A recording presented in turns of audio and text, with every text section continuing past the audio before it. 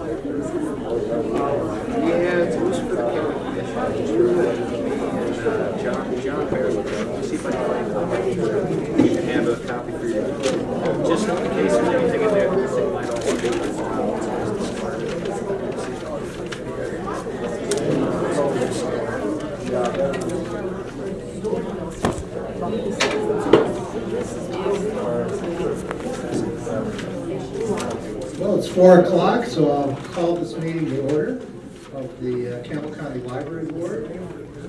We have quorum. You see, 4 out of 5 possible slots. And take it away.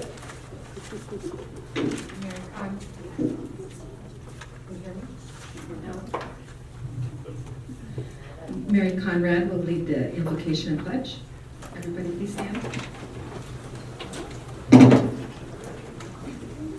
Please bow your heads as we open in prayer. Lord God, I thank you for the opportunity and the freedom to gather here today. And I thank you for each person that's in attendance.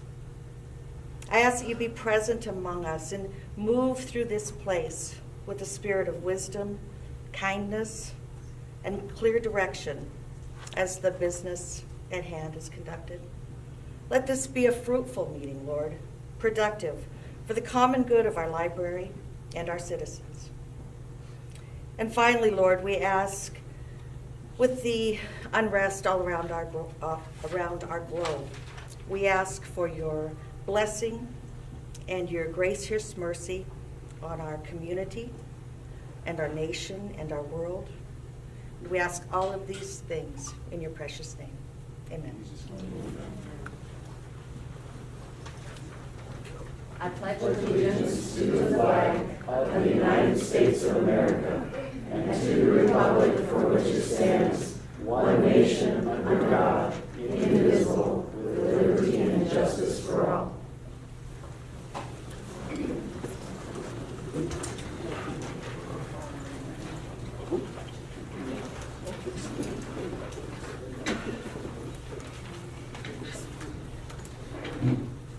Okay, the first item on our agenda is the consent agenda, and all the items listed there, the minutes from January 24th to February 22nd, financial reports for January, voucher register January 28th, and expenditure report for January. will be approved, routine business will be approved on one motion. So I'd like a motion to approve the items in the consent agenda, and assuming that's seconded, then we'll have Terry explain what these things are. So moved. Got a motion and a second. We're in discussion. What's in the consent agenda this morning? We have minutes from our January 24th meeting, and we had a special meeting on February 22nd to approve vouchers. We have minutes for that. Our January financial report, it's moving along on track as to where we should be this time of year. Our expenditure report for January is also included, and we did have one voucher for background screenings for new employment, but we have already approved the rest of the vouchers at our special meeting.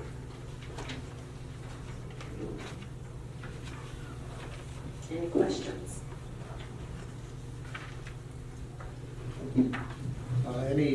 Any discussion? Hearing none. All in favor of passing the items we've listed on the consent agenda, say aye. Aye. All opposed? Same sign. So 4-0, they're approved. That takes us to unfinished business and the COVID-19 report. All right. As of February 22nd, Wyoming's infection rate is dropping off again. 7-day active case average decreased from 836 to 137.9. Not quite as low as a couple of months ago, but we're going in that direction. That was an 84% decrease. We have 70 active confirmed and probable cases, down from 386 last month. Library use is up 1%, and up 29% for circulation, but if you see where we are 2 years ago, you still see we have some ground to make up. We've been up and down, where it looks like we're getting back to normal, and then we have a month that looks kind of quiet, which is normal depending on the programs and stuff that we have, so. Okay. Any questions on the COVID report? All right. Next item under unfinished business is the reconsideration of library materials progress report. Sure. There are no new reconsideration forms. In the last month, the director, that was me, responded to one appeal. The board has heard 8 appeals and will hear 2 more today. Otherwise, everything's pretty much the same. Okay. Any questions? All right, that brings us to committee update, parenting collection. Sure. So we met again so that Mandy could participate. I felt like it was a good meeting. Members reviewed the discussion from the January 14th meeting about why there was not a need for a parenting collection in the teens section, or in the adult nonfiction section. Mandy did not agree, and she expressed her concerns. She also suggested creating a separate LGBTQ and sex education section. So we did discuss this, and talked about how it does compromise access to the collection, to set it aside. Although there was no change to the committee recommendation, the discussion and the differing viewpoint was appreciated. Okay, are there any questions or any discussion on that? Mandy? I think we probably discussed those, but we really didn't come to any conclusion if there were any other solutions for this, right? I mean, it's just a flat out, we just are not doing it. Yes, but we are going to do a parent survey still, and that is planned and in the works, so maybe data from that might shed some light that would make us act differently.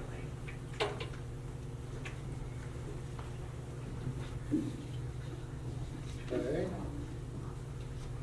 Oh, I have a question on that. Is there anything relevant on that topic in the Dewey Decimal System, as we know? Yes, the Dewey Decimal System does gather those books together in a place that you can find similar books side by side. But it's part of the adult collection. It is part of the adult collection. And the librarians are all trained. If the patron is looking for something, we take them right to where they can get the books they're looking for. Okay.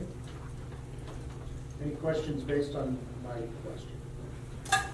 That brings us to the fiscal year 2022-2023 budget. All right. So the one that needs approved today is the draft capital technology. And we'll start with that. It is on page 17 of your board packet.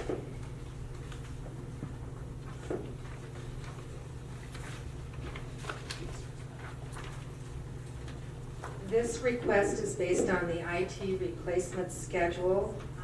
We are requesting 2 desktops to replace 2 laptops for remote work for managers. Doing a lot more remote work these days. Also, the printer replacement is fits the schedule, but it's a critical need because the other printer is just not working very well right now, and we haven't had any luck with repairs on it.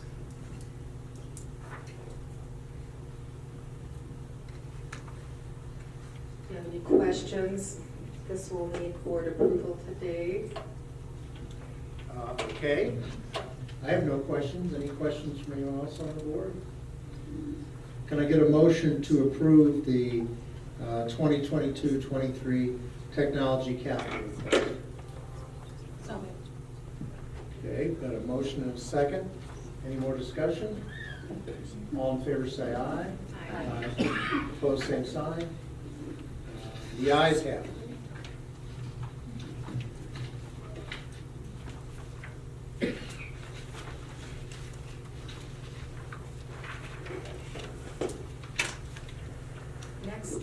Next up is the 1% sales tax request. Oh, I'm sorry, was that part of the budget? No, it's the next budget. We have several budgets that we look at today, and we only approve for one. I Okay. saw Clark sitting there, and it's about his time. It is. So this, we can approve this at our next meeting. It's due to be approved then. But this draft shows us the same request that we have every year. So the 1% optional sales tax is an important part of our youth collections budget and youth programs. And we usually hold the line on this budget request every year and keep it at $41,750. Any questions on it?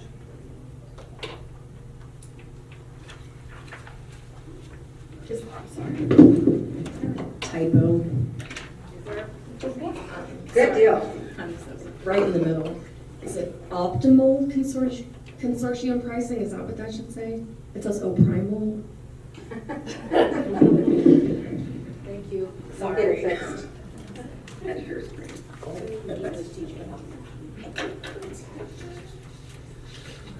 Thank you. No, we'll get that fixed. Optimism.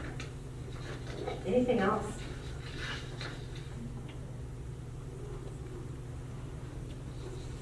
All right.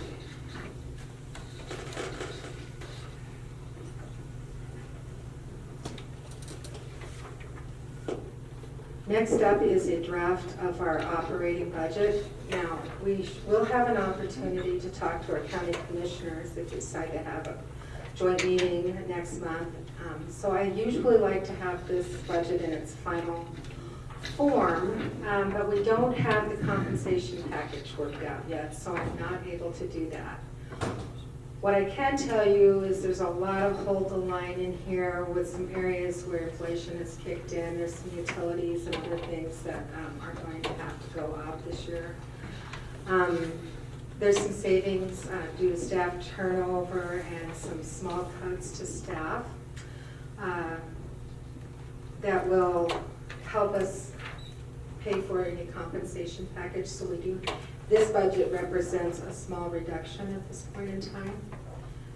So if you want to go through with me, starting on page 19, we have some staff turnover savings. The retirement has been going up a very tiny amount every year, so that changes an increased rate in retirement.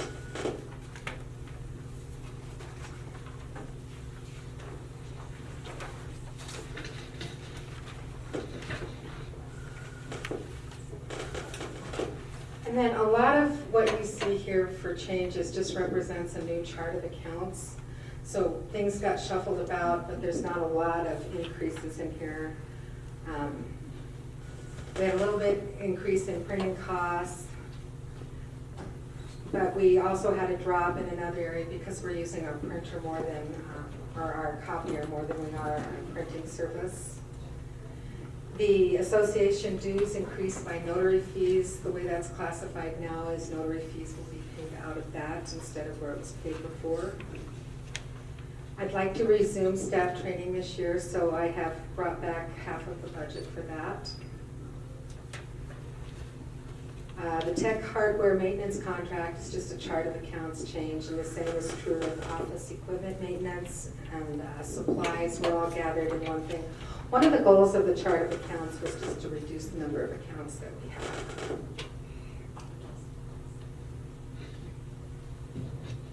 Is this part of the Tyler process? It is part of the Tyler process, yes, thank you. Page 21, we're expecting to replace the tires on the vehicle. Grants, we have a slightly smaller request for rec grants this year is why that went down.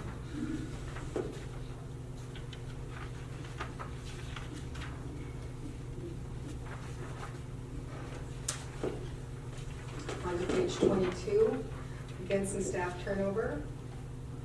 We expect our work on Tyler to go down a little bit next year, so we'll have a small change in our overtime budget, and we still have some work that we'll have to do, but it shouldn't be quite as much. Staff turnover on the benefits and taxes. Page 23 represents chart of accounts changes. We reinstated some of our programming budget just a little bit from deep cuts last year. We have an increase in our request for overdrive audio books. They're just in super high demand. We cannot keep up with that. Is there a limit on how many overdrive books can be out at one time?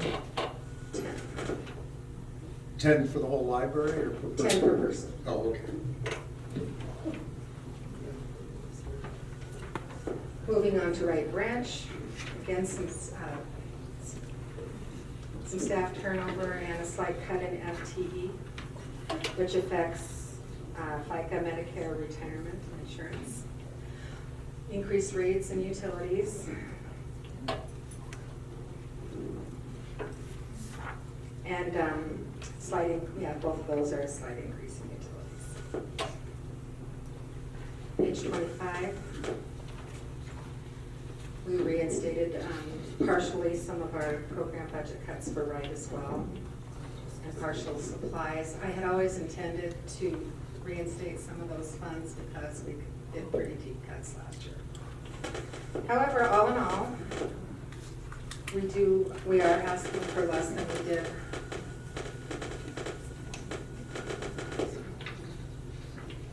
last year. And that will change when we put in the compensation adjustment. And as you recall from our last meeting, the county commissioner's priority this year is staff. So it's been several years with not very much in the way of raises, so hopefully this will help. Okay, And so I'll have a complete budget for you next time. so this is just sort of a sneak preview. Yes. I won't have to go away. Well, thank you. Very good. That brings us to new business. And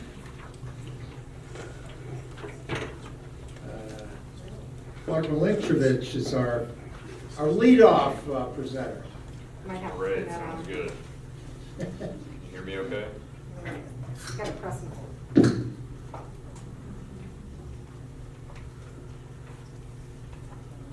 How's that? Better? Okay. Yeah, I talk pretty loud anyway, so you can probably pick me up. So, Mr. Chairman and board members of the library board, my name is Clark Malinkovich, and I'm with Campbell County Public Works. And so I'm here just to kind of update you on the roof project that we have. So we have currently in the budget right now money to replace the roof on the library. And I guess we put that in capital construction for this current fiscal year. We did a pre-bid meeting on Wednesday, and this was 15 or 20 below when we were up there walking around on the roof with the contractors, but we marched them around and took a look, and so we had what I feel was a good turnout. We had 5 contractors come to show interest in the project. We had 2 roofers that we're very familiar with that are commercial roofers, Low Roofing of Gillette and Dave Loden Roofing of Buffalo were kind of the 2 that we're most familiar with that are doing large commercial style jobs. Both those roofers are working on the 2 high schools right now. Loden is doing Thunder Basin, portions of Thunder Basin right now, wrapping that up, and then Low Roofing is roofing the entire Campbell County High School right now. Huge roof projects. So those were kind of the 2 that we're most familiar with. And we had a few others, Rapid Exteriors, Pete's Builders, and Weathercraft, that we were not as familiar with, and so we're vetting those contractors. Some of them don't meet the high qualifications that we put for a high-end commercial roof like this one. So I guess that's kind of the update. We kind of have, I'll put it as 2 tiers of contractors that looked at this project, and so we're excited about the top tier, and then we're kind of working with the second tier, and we'll probably not be able to qualify them due to experience and being certified with manufacturers, etc. But that's, so it's out for bid right now. March 9 is when we'll do the bid opening, and we'll see how the prices come in. Prices are challenging. Supply chain is very challenging right now, as you may know or have heard. With materials, it will very likely be late in this year, when or if we can get that job completed. So potentially November, potentially more like next March, April, May. But we'll have a better feel for that once we open the bids. So that's kind of my take on it. I can answer any questions that you have for sure about that project. Any questions from the board? How have your bids been running this year? Well, it's mostly supply. Prices are high and then supply is high. We're just wrapping up on the Fire Station 1 roof, and they did a good job. It was just kind of a lot. I guess it's twofold because they're having trouble getting the materials, and when they can, they've got so many other projects going on that it's difficult to get them to our project because they're completing other projects. So it's kind of both. I mean, the qualified contractors are already spread thin, and the materials have been expensive and difficult.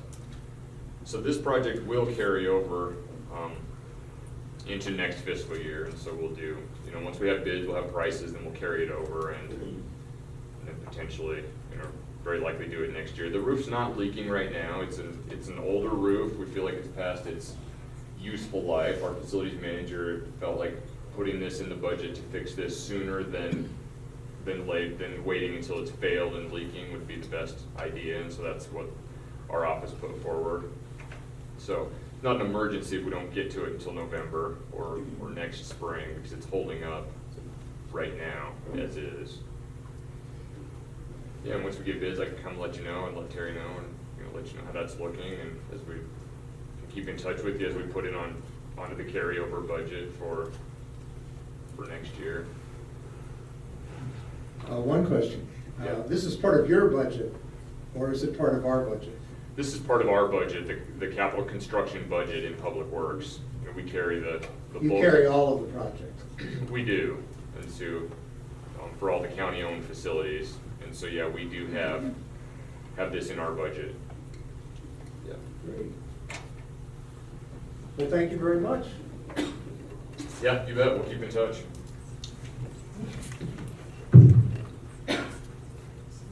Okay. March special meeting. Okay, well, I was trying to figure out if we can get a quorum. So Tyler Financial Project has a blackout this month where we need to approve vouchers early so that we can have some time to switch from the old to the new system. And coincidentally, 3 board members are traveling during this time, so I'm trying to see if there is something that we could work out to have maybe even a partially virtual meeting in order to approve vouchers. It shouldn't take terribly long, 5 minutes or so. And you're going to be in Mexico, correct? So. I am, with any luck at all, but I'm informed that our cell coverage should work in Mexico. Well, So, we'll see. I should be able to call in. You'll be able to call in, Nancy. Yeah. I know you can't. You're right in the middle of getting on planes and stuff. Yeah, Yes, that's okay. Can you? Okay. All right, we'll plan on that then at, is there a particular time of day that's better than others? Is 4 o'clock okay? Or we can do a different time? Actually, Let's just set a time and then we can get back to you too if something's. I think later would be better for me. I think 4 o'clock, as I understand it, we're landing at 3, so maybe 5 o'clock or 4:30 would be better. Okay, why don't we settle on the 21st and I'll confirm via email the time, and then we'll get it advertised before we meet. Sound good? All right.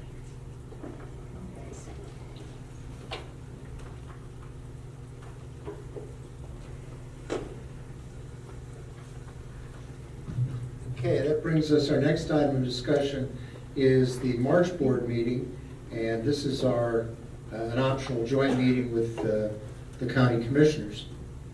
So we can open discussion on that. Sure. I want to make sure we'll have a quorum. There's a chance that we'll have a new board member that day, but it's not guaranteed. It takes some time to go through interviews and stuff for the commissioners, so. We'll be traveling. You'll be traveling? Okay. Planes as well, we'll be on planes at that time. You'll be on planes? So. I'll be back. You'll be back, okay. Okay. So we don't have a guaranteed quorum for the 28th. I could, is there a better day? Any day after that. Yeah. Probably we won't get back till Tuesday, but Wednesday or towards the end of the month. The 30th perhaps? I could do that. I'll see what I can do about rescheduling the meeting and see if it fits or works for the commissioners, so I'll get back with you on that. Sorry about this, it's terrible.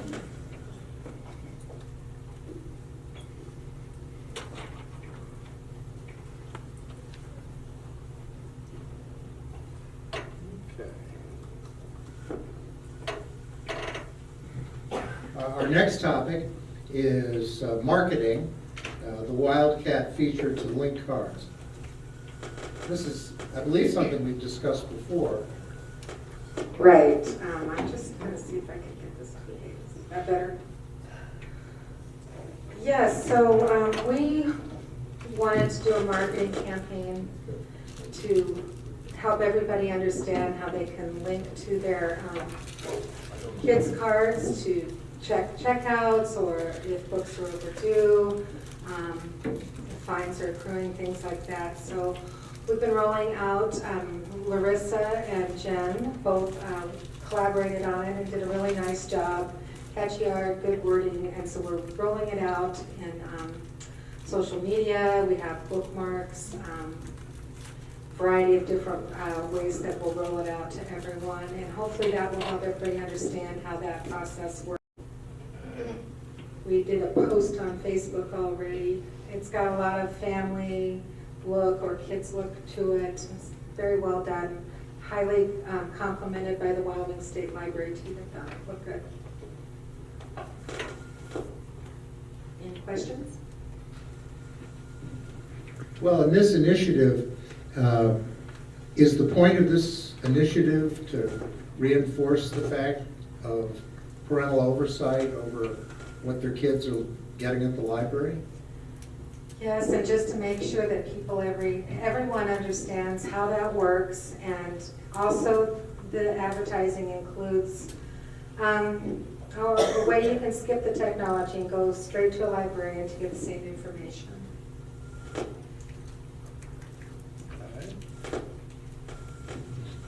Any questions for Terry from the board? Okay. That brings us to public comments, not public comments, but public comments as a topic for general discussion. And the question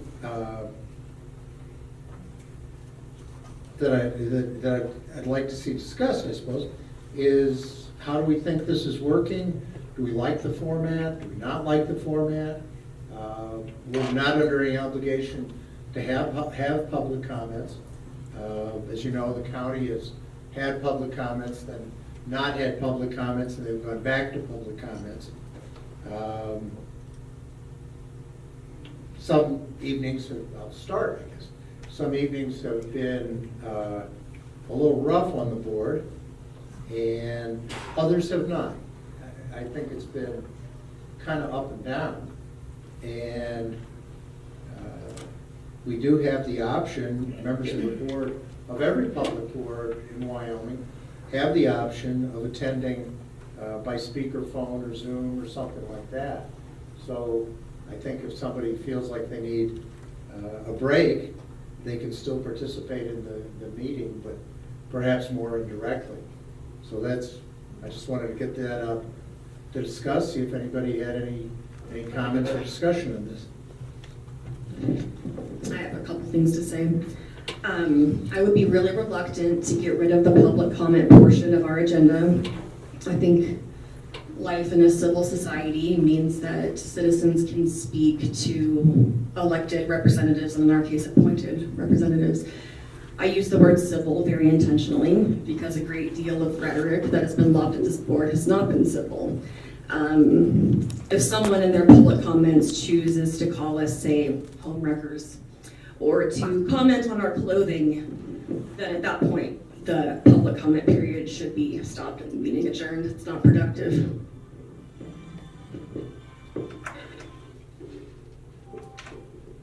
I obviously agree with her as far as we should do away with that. We see how well that went with the commissioners.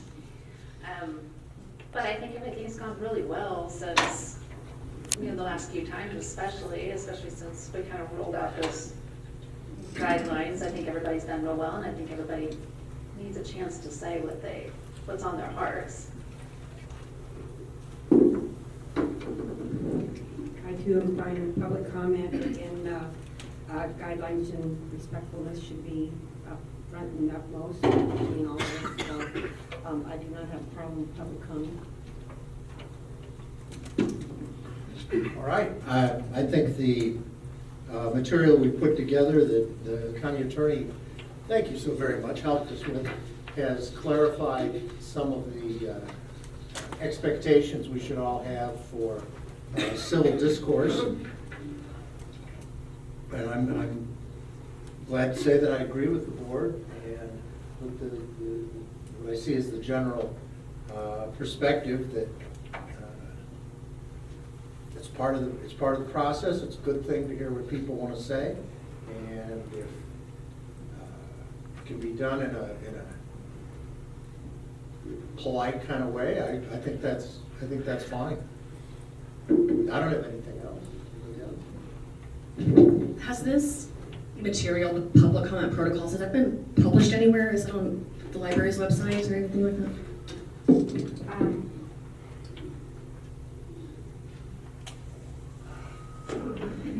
Yes, we did publish it, we put it on Facebook too. Thank you. So when you say published, is that available for people on our website? Is that what you mean? I think we published it on Facebook and did a handout. I'll have to check I on think it. we did a handout, I remember a handout. Okay. Well, it would be, maybe if we can do it easily, it'd be nice to put that on our website, so if anybody wanted to look at it again, they could, you know. I'll easily make do that. sure it's done. I can't speak to whether it got on there or not, but I'll make sure that it did. All right. Moving right along, the last item under new business is reconsideration of library materials appeal. We're scheduled to hear requests for reconsideration appeals from Kevin Bennett on 2 books. We have a packet we've been given that has material on the books. We've had a chance to look at the books. I read, one of them's very, very short, one of them's, I think, the longest book we've had, at 400 and some odd pages. And that I read on online. That was kind of an interesting thing. I thought that went well. So, Mr. Bennett. Yeah. You could borrow the microphone. Check, check. Yeah, why don't you give us some background and then Mr. Bennett. Okay, so starting with Be Amazing. Alrighty. Mr. Bennett submitted a request for reconsideration of library materials. It states, Desmond is the mascot of the Club Kids movement. They keep this kid doped up on ketamine and he dances in gay nightclubs while adults put money in his underwear. This abused child is no role model for anyone, let alone Campbell County's youth. Plus, Michael Alig, convicted murderer, appears to snort ketamine with Desmond in an online video. You wouldn't put a book by Charles Manson aimed at children in your children's section. This is worse. Remove this social engineering propaganda. In response, I will try to abbreviate things that many in the audience have heard before. The first thing that we always say is that we've purchased materials for everybody in the community. And therefore, while an individual patron can choose not to read or check out a book, the inclusion of this title in a diverse collection intended to meet a wide variety of patron reading interests is appropriate. It's written for children as a non-fiction book, and transferring it to another part of the library is in effect removing it from the audience in which it was intended. Therefore, that is classified as censorship. In answer to concerns that youth may check out this title and others without parental knowledge, please again understand that in order to obtain a library card, minors age 13 and under must have a parent or guardian present. And as we spoke earlier, we are really trying to promote how easy it is to use the Wildcat app to link your card to your children's cards and keep an eye on the books. So parents do have an opportunity to monitor their child's choice of library materials if there is a concern. This book is well-reviewed. Professional journals, including Kirkus Publishers Weekly, School Library Journal, and Book List, all recommend this book for purchase. It is recommended for various age levels from preschool through 4th grade by these sources. This book was a selection for Book Connections History, Life, and Culture in the Americas list for 2021. Your request for reconsideration refers to various activities such as drug use and child abuse. It also mentions an individual named Michael Alig. This book contains no references to drug use, child abuse, or Michael Alig. So your request seems to refer to an online video that alleges these activities. The credibility of that video is questionable, and researching its veracity is outside the responsibility of our collectors. So the book is in fact a first-person account of the author's experience with pride and drag culture, and includes a brief history of influential people in the history of these movements. It meets the criteria of our collection development policy in terms of content, credibility of the author, and reputability of the publisher. Your statement that this book is social engineering propaganda is a statement of your personal opinion. Other patrons may have differing opinions. Do you happen to have the information when I requested these appeals? I did 2 of them. I believe I did it in December. The information that we spoke about? Yeah, the phone call I had recorded was December 16th. So I took some rough notes because it was a phone call and not a written communication. I mean, I do have it here. That's perfect. I just wanted to make sure that was on the record, that we did it in December, and I had requisitioned these appeals before the rules changed. Yes, yep, you're absolutely right. So, Yeah, just wanted to make sure that was publicly said. yes. I'm ready when y'all are. I don't know, I didn't mean to interrupt. Okay, anyhow, I had a chance to also review this book, and I concluded that it did meet the criteria of the collection development policy. All right. Go ahead. So, in the new rules, and I want to try and dot my T's and cross my I's, if you see what I'm saying. It talks about we need to give a sort of preview of what we're going to talk about. So what I'm going to talk about here is the practice of stacking the deck. It says that the books themselves are available for any party, but if that were true and there were neutrality, then you'd have an equal representation from either side of the ideological fence, and that doesn't seem to be the case. And you pointed out, in each of these it says moving it to another section of the library would be considered censorious. Well, when you had the parenting collection meeting, you said that having an LGBTQIAP+ section would be censorious, but the entire minor section for teenagers is in the basement. When I was a kid, it wasn't in the basement. So by your logic, that would be censorious, and I find that logic spurious. And that's one of the reasons that we've actually brought these reconsideration requests, is because it seems to be spurious logic at play. Now, Be Amazing is a prime example of stacking the deck to encourage social engineering, and there's plenty of evidence for that. For anybody who wants to look, I would encourage anyone behind me to write down what I'm talking about and do the research for themselves.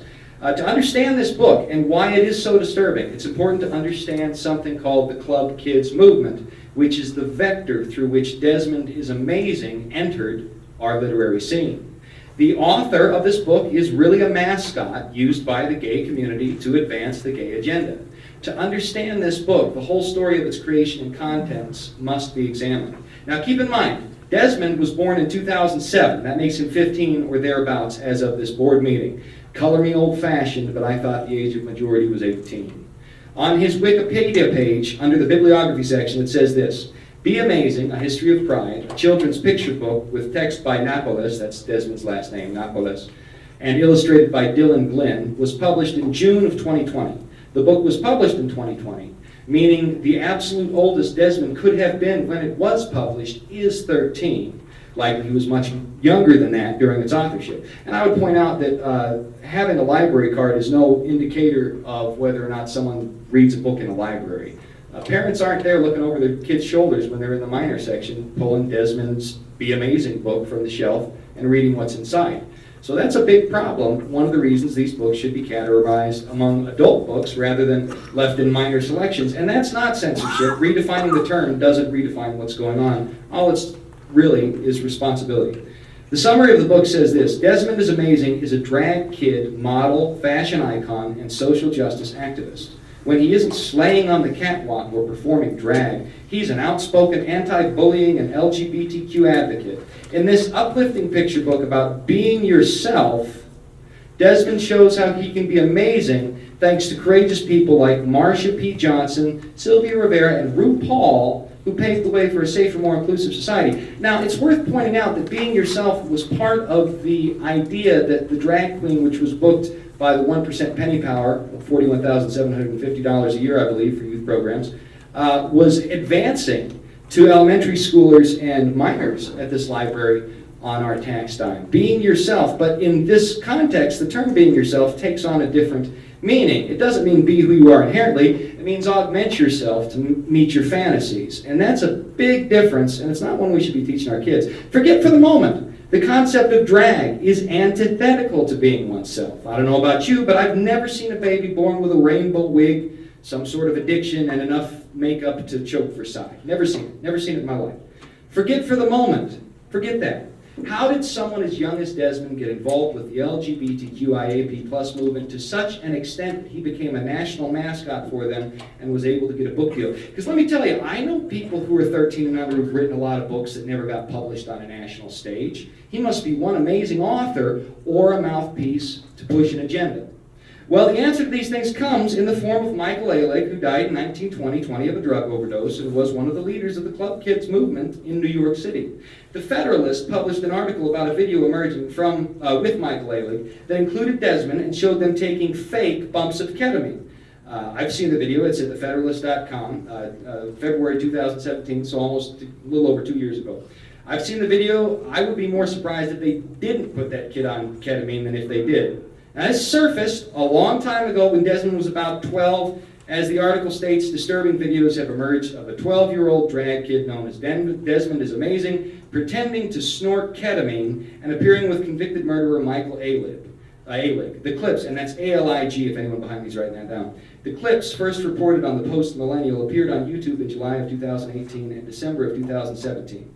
Alig killed a guy and chopped him up. That's why he did jail time. In the video, him and Desmond show up in drag to tell the world why it's a good idea to expose children to such lifestyles. The article goes on to state, in the video's most troubling moment, Desmond looks into the camera and announces, "What has this world come to? It's come to a world in which drag kids actually exist." Immediately after, Bella Noche adds, "And people do ketamine on a couch." At this point, the child puts his wrist up to his nose and sniffs while cocking his head back, mimicking a way to snort drugs without paraphernalia. Now, unless you're astonishingly naive, you know two things. One, they put that kid on drugs.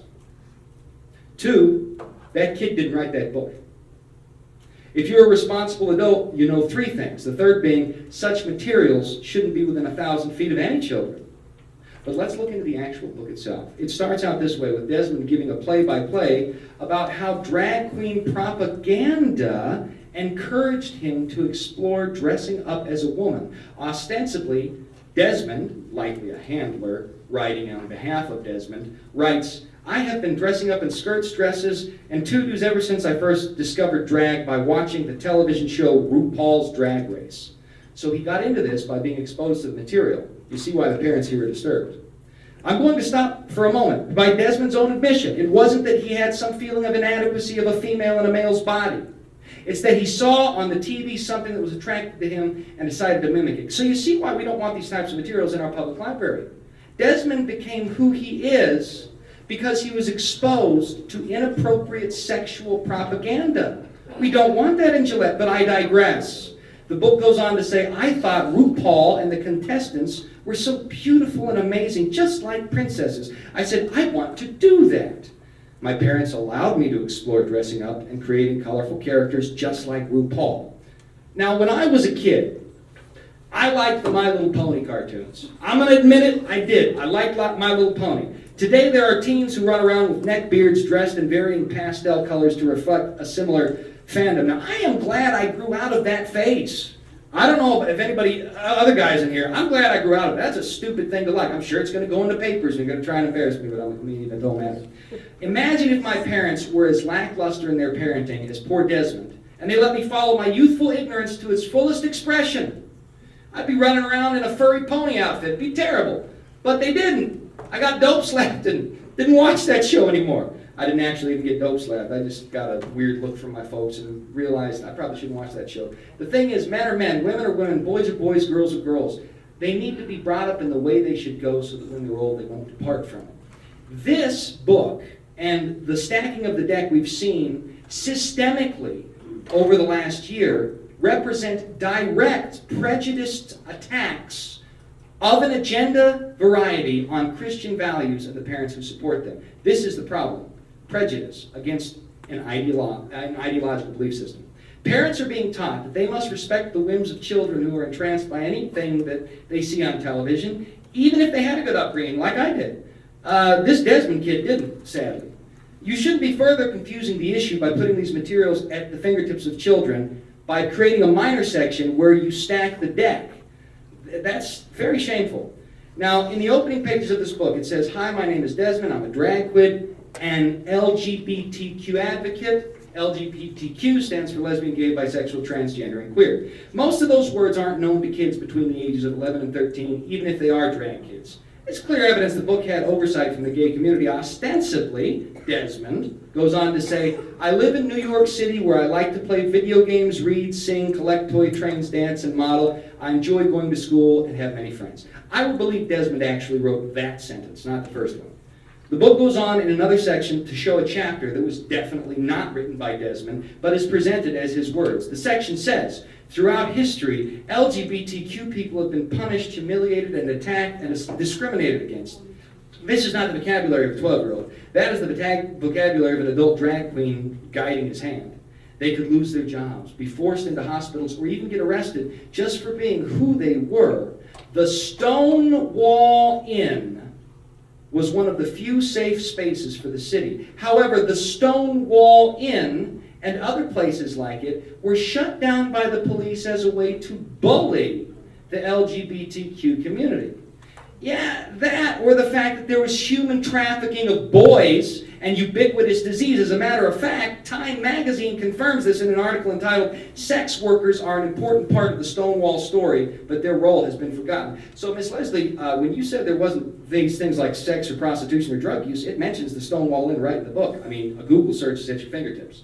Here's what the article says. "The activists at Stonewall built on decades of previous activism, and this activism was geared not merely toward the liberation of gay men and lesbians, but also toward the liberation of a wider group of queer people, trans and gender nonconforming people, queer people of color, and queer sex workers," so gay prostitutes.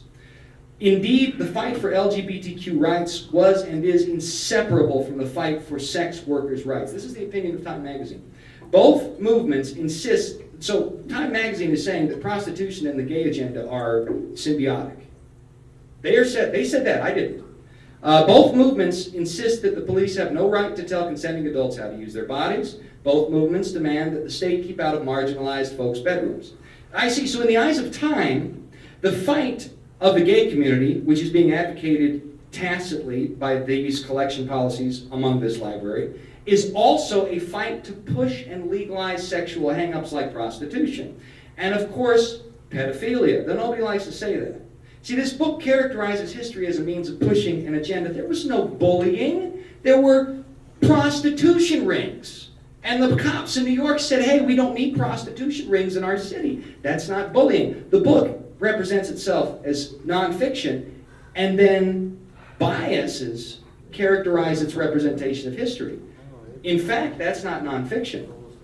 As you let's see, a bunch of adult males drugged up a prepubescent kid whose parents were neglectful enough to let him watch drag queens, then made a mascot and a mouthpiece out of the child to push propagandized lies which mischaracterize history.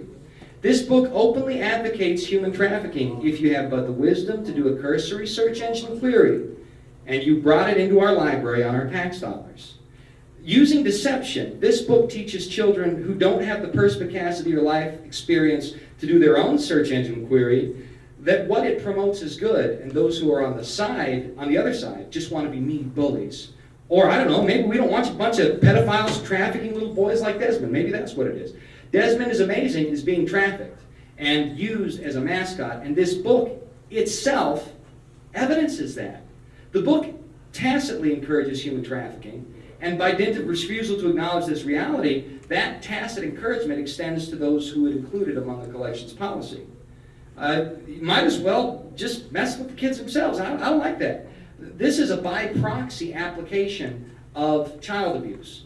It's like, I don't know, Russia or the USA destroying some Slavic country for their own interests that have nothing to do with that country. It's collateral damage that can be stopped if we're just responsible enough to stop it. Now, I know those words, Miranda, were a little bit strong.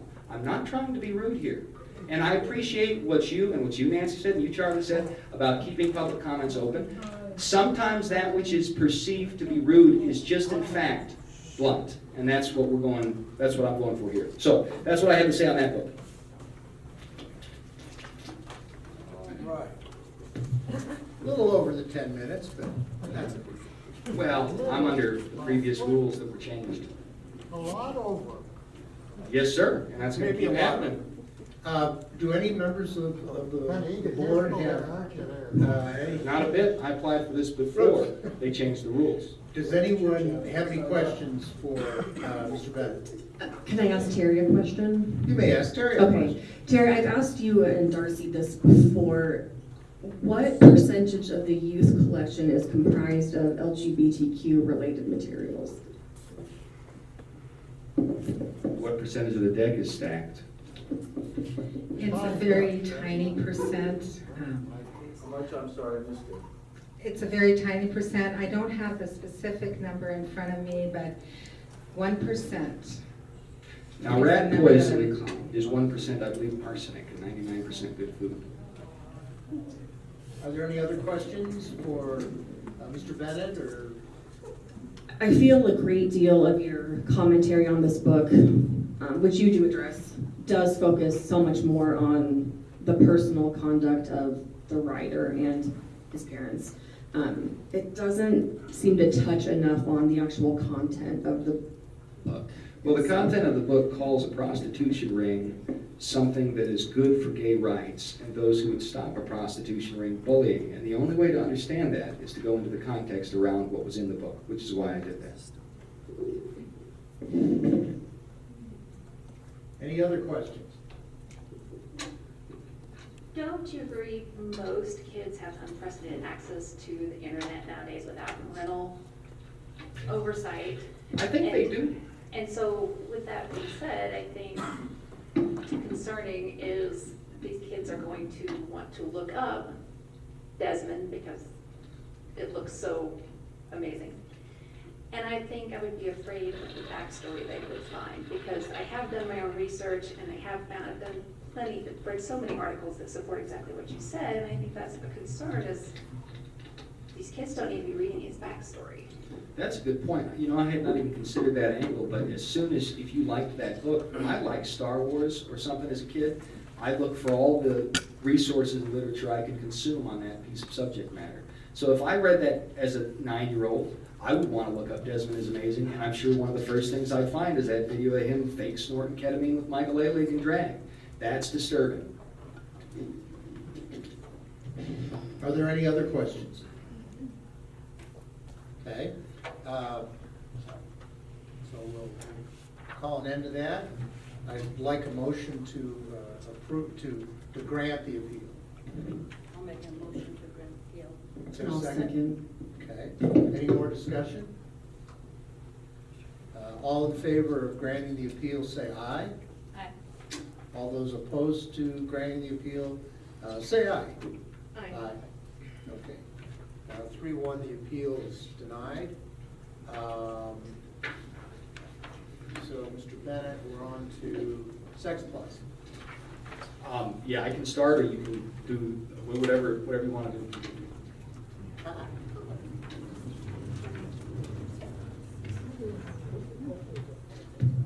All right, moving on to Sex Plus by Lacey Green.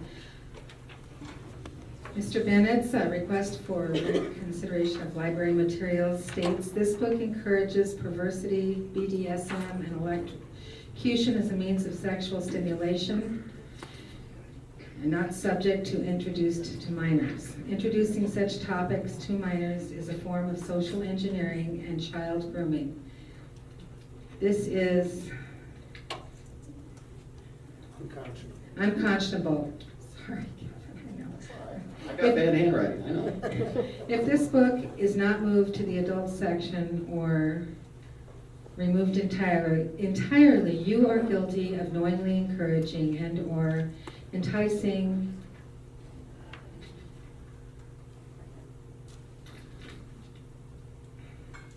minor sexuality. This is a crime. Okay, and then we go to the response. Again, this talks about people's right to read or not read a book, and that is the choice of the patron. Data, this book is written as an informational resource for adolescents. Transferring the book to another part of the library is considered censorship. The title is well reviewed by several professional library journals, including Kirkus Reviews, Booklist, and Hornbook. These reviews recommend this title for ages 16 and up, which is consistent with the target audience of the collection. The title is owned by another library in Wyoming. It's also in the Young Adult Nonfiction collection. The book is written by sex educator Lacey Green, who promotes a sex-positive perspective. Green's informal tone, backed by deeply researched scientific fact, makes the book accessible for a teen audience while still providing credible information. Green writes that the information in her book has been fact-checked by experts prior to publication. One criteria of the CCPLS collection development policy that the work collect provides credible, authoritative information, so this work does meet that criteria. You express a concern that the book encourages perversity in its chapter about kink and BDSM. In her prologue, Green notes that much of the content of the book is included as a response to viewer questions from her YouTube channel. The chapter you refer to is not included gratuitously, but in response to an expressed information need. The author does not encourage any particular sexual practice, but provides clear factual information to answer readers' potential questions. Your statement that this chapter represents perversity is your personal opinion. Other patrons may consider the material differently. You also express your opinion that introducing such topics to minors is a form of social engineering and child grooming. As the books in the Young Adult Nonfiction collection are available as a resource but not required reading in any way, reading this book is an individual choice. Again, other patrons may have a different opinion of that book. Further, Green's in-depth exploration of consent versus coercion culture, dating safety, and abusive relationships provides a perspective on safe sexual and dating activity that teens may not be exposed to via other channels. I did have a chance to review the book in its entirety. I did appreciate hearing your concerns. I did find in reading through it that it does meet the informational needs of teens and does fit our collection development policy.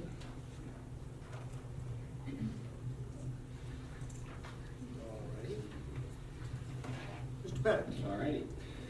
So again, in the interests of following both policies as best I can, though keeping under with the previous rules, again, this book is about stacking the deck in the collection as a means of developing a prurient interest in minors. You're not going to put, I don't know if anybody in here has ever been a teenager, but I can tell you when I was a teenager getting over My Little Pony, I was interested in sex. Oh man, was I interested. I don't know if anybody else was like that. Maybe it was just me. Could have been just me.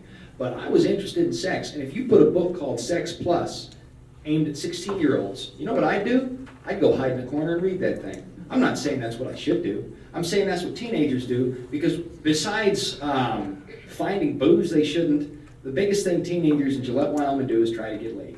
That's what they do. That's human nature. To deny that is something anyone has the ability to do. It's not an accurate representation of reality. Now let's start with the title. If you were going to write a book about sexual intercourse as an educational manual from a non-biased, neutral perspective, why call it Sex Plus? Isn't sex enough? Why do you need the plus? Is this just a general type of sexual education book aimed at minors? Or does it involve unconventional sexual intercourse? Why are they being taught things like bondage and sadomasochism that do cause lifelong hang-ups? There's a whole section devoted to BDSM in the book. Now, I don't care if it's gratuitous. If I have 1% rat poison in my soda, if I drink it, it could kill me. It doesn't matter that it's not a 40% gratuitous helping of rat poison. All that it matters is that I'm 16 and I didn't know you could electrocute the nipples while having sex with a ball gag, and now I'd like to try it. That doesn't need to be gratuitous. It shouldn't be in a teenage book at all. Now, I did ask Terry on the phone 3 times what situation is appropriate to teach minors about BDSM. She didn't have an answer for me. If you wanted to answer that, I wanted to give you the opportunity. If not, I can just keep moving. Okay, I said that's what I thought when I wrote that down. So first, the title itself is evocative of that which is not inherent to sex. Otherwise, there would be no plus. The book itself is telling the reader that it will explore sexually alternative lifestyles. This is not about gay or straight. This Sex Plus book, it's not considered primarily a gay book. It's mostly for women. Lacey even admits that, and we'll come to that later. This is about introducing sexuality to minors who can't understand it yet. I'm all for gun safety and teaching, maybe a 10 or 11-year-old how to use a rifle and be in there, and teaching them you never point at anything you don't intend to shoot, and yada yada, and supervising it. If you gave a 3-year-old a handgun, that'd be tantamount to mental handicap on the part of the parent. You don't just give a 3-year-old a gun, and you don't tell a 16-year-old he can electrocute his nipples for an orgasm. That's ridiculous. That in itself, these sort of things should have kept this book from being selected for the minor section. Now, maybe it's appropriate to put this in the adult section. I can't say I don't like it. Maybe that's okay to put in the adult section. In the minor section, that's not okay. That's where our issue is. If the staff at this library were operating in true neutrality without an agenda and exercising requisite competency, this book would have never been put in the teen section. It's there because those managing the collections policy have either made a huge unprofessional blunder or there's an agenda, and I don't think anybody here is making blunders. I think you're all very capable, intelligent people, and there's an ideological agenda at play to sexualize children on a national stage from the ALA on the left, and that's the problem, and that's why we're here and will continue to be here. Now let's look at the picture on top of this book. It's a peach. What do peaches have to do with sex? Anybody? Is it a euphemism for female anatomy? That's what I thought. A young lady when I went to college wrote a play called Peach Blood, which was all about female anatomy and the subject of the play. So is this what a peach means? In euphemism of sex? I had to go look it up to be sure. According to dictionary.com, it is mainly used to represent a butt in digital communication, and so is more commonly called the butt emoji. That's April 19, 2018. So what does a butt have to do with reproduction? Oh, that's right, nothing. This book on its cover openly advocates for sodomy using colloquial pictography of the generation it seeks to communicate with. That's grooming propaganda. It's shameful. Sex Plus is titled this way. Sex Plus, learning, loving, and enjoying your body. And then right beneath that is a peach image which is used to represent a butt. So it's telling teenagers that butt stuff is what Sex Plus is all about. I'm sure there's more to it, but that's what the cover of the book directly communicates before you even open it up. Below that, on the book, it says Lacey Green, host of the popular sex education series on YouTube. So she must be some sort of accredited medical professional who would be an appropriate source for teenagers as regards sexual information, right? Wrong. According to Lacey Green, about the author blurb, Lacey Green is a sex education activist, that means agenda, from Northern California. She is best known for her sex education series on YouTube called Sex Plus, launched in 2009. Sex Plus now has 1.5 million subscribers and well over 100 million views in 196 countries. Green currently works with universities, the military, and government offices on sexual health and sexual violence prevention efforts and intends to begin women's health nurse practitioner training in 2019. She lives in Los Angeles. So as of the authorship of this book, the date it was authored, though she had worked with universities, she had not even begun officially training. The whole book is just one zany North California broad's opinion on sex. Maybe that's something to put in the adult section of the library, not in the children's section. But maybe I'm oversimplifying. Let's see what Wikipedia has to say. In 2011, Green graduated from the University of California, Berkeley with a bachelor's degree in legal studies and education. In February of 2017, she announced her intention to pursue a doctoral degree in public health.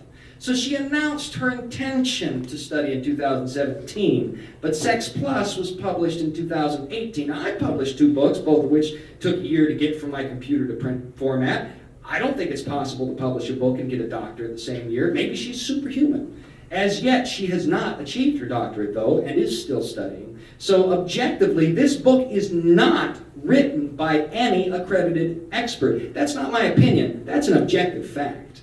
It is compiled by an admitted activist with a specific agenda, which is what we've been saying for a year. As Wikipedia, a leftist conglomeration of info, puts it, Lacey Green, born October 18, 1989, is an American YouTuber. Her content focuses on sex education. Green also hosted Brawless, the first MTV YouTube channel, as part of a 12-week deal with MTV. The first episode aired November 4th, 2014. In 2016, Time named her one of the 30 most influential people on the internet. In 2017, she celebrated her 10th anniversary on YouTube. So a Brawless MTV advocate who loudly yells opinions about sex on YouTube has been given our tax money to train our children about the finer aspects of sodomy and BDSM. Isn't that just great? But I digress. Let's look into the actual book now, shall we? Keep in mind, I'm only pointing these things out because these red flags are, in and of themselves, enough to dismiss this book from being appropriate for collections of the library expressly intended for minors. I assume you didn't know these things. Competent neutrality would indicate a critical examination of the materials and show clear cause for concern. Again, you must not have known these things and let the book in any way. Or if you did know them and let it in, well, that's an agenda. A primary edition of this book is 528 pages long. Chapters include safer sex, birth control, consent and communication, sexploration, kink, relationshiping, dating violence, why we need sex ed, critical thinking, your genitals, periods, the care and keeping of vaginas, sexual identity, gender identity, body image, masturbation and orgasm, sex toys, your sexual debut. But none of that's biased, right? She isn't encouraging anything, is she? Oh, you can keep doing the minute thing instead of listening, Charlie. I'm under the previous agreement. Muse.jhu.edu says of the book, if readers have a question about sex or most things tangentially related to it, they can probably find the answer in the 500 plus pages of sex educator Lacey Green's extremely comprehensive guide to sex. The book starts off with the basics of male and female reproductive systems and then moves into a range of topics from masturbation with illustrations and tips on cleaning sex toys to birth control to erogenous zones to how to relationship. Got a question about BDSM? Wondering how gender is constructed globally? What about sexting and dating apps? Coercion culture? This book has it all. Green offers a conversational tone that avoids shaming and instead focuses on the realities and pleasures of sex. She's not here to lecture anyone. Remember, this is somebody else's words I'm quoting. But she's certainly got an instructor's loot of charts, graphs, and illustrations to disperse info, which, according to her intro, has been checked by 2 doctors and a leading researcher on sex, though their names aren't provided. How convenient. Green concedes this is mostly female-centered, offering the work as a corrective to the fact that too often female sexuality is either overlooked or shrouded in secrecy, and the information presented is likely useful for anyone getting it on with one or more persons. Yes, we should encourage teenagers to have group sex. I'm being sarcastic. The book opens with a table of contents, and the bound book... Mr. Bennett. We're over the 10 minutes. Yes, I'm under the previous appeal. That's why I mentioned that, Mr. Anderson. There was no time limit. We're over the 10 minutes. Yes. This board has approved. How much more do we have to look forward to? Mr. Anderson, since I put in the request for appeal in December, when there were previous rules, I will continue until I've finished. Can you tell us when you think that's going to be? As soon as I'm done reading here. There was no previous rule that allowed you an unlimited amount of time. How long did Colleen Faber go? About 90 minutes. Well, humor me. How much more do you have? I have to read slowly and emphasize, so I'm not sure. I'm going to finish this unless somebody would like to adjourn the meeting or arrest me. Well, I would like to not go through that again. Me neither. Because then we'll just have to listen to you a second time. That's right. And we won't make any progress. I'm going to finish what I've got written here. A couple minutes? Until I'm done. Maybe. A couple minutes? Have you gone over this once? Do you know? No, I haven't. In fact, a lot of the stuff I think of in the moment while I'm here because it's pertinent to the situation. If anybody would like to leave, they're more than welcome to. Oh, good. I'm sure you would, but I won't. Can you be done in 5 minutes? How about 5 No, minutes? I'm gonna finish this, unless I get dragged out of here. 5 minutes? I'll finish this unless I'm dragged out. I have a legal right, We and this have needs to be take a done. recess You don't have a then legal right. And ask that we amend our, we have a right to limit you on how long you can keep us all here. So you have a right to not be within the rules. Well, we passed a rule that gives you 10 minutes. After, I had already, no, I appealed for this before you passed the rule, though, There was Mr. no, Anderson. there was no rule before then giving you an Okay, open-ended so opportunity. why was it okay for Colleen Faber, a county commissioner, to go on for 2 hours? Because he's county commissioner. He's grow up. Mr. Bennett, can you finish in 5 minutes? I'll do my best, but I'm going to go I'll give until you I'm 5 finished. more minutes and then we'll vote. Mr. Anderson, is that legal? Yes. Mrs. Simper, what is your perspective on the proceedings right now? So my understanding of the previous guidelines that we had in place was that there wasn't a specifically set time limit, but given the nature of the fact that we do have a public meeting and that there are other agenda items, it is appropriate under the previous rules that we have that the board meetings not go on for a long period of time. I know there was a question that Commissioner Faber did have a very lengthy presentation. That is something that appears to be a consideration that the board has taken into account. Well, I've been up here for about 35, 40 minutes, and that's not an hour and a half or 2 hours. Not even half of what Mrs. Faber took up. And I think that given that this is one of the last appeals that we have that have come prior to the new policy that kind of gives us a better timeline, we can continue to sort of beat this around, or we can just ask you to be as considerate as possible with other people's time and finish as. I'd like to, on the point of being considerate of other people's time, this has been going on since July, and I didn't want to be here when it started. So my time's been monopolized by this body failing to exercise responsibility as regards the education of our youth in this community. Unfortunately, Mr. Bennett, I'll give you 5 minutes, then we'll open questions from the board, then we'll vote. Starting now.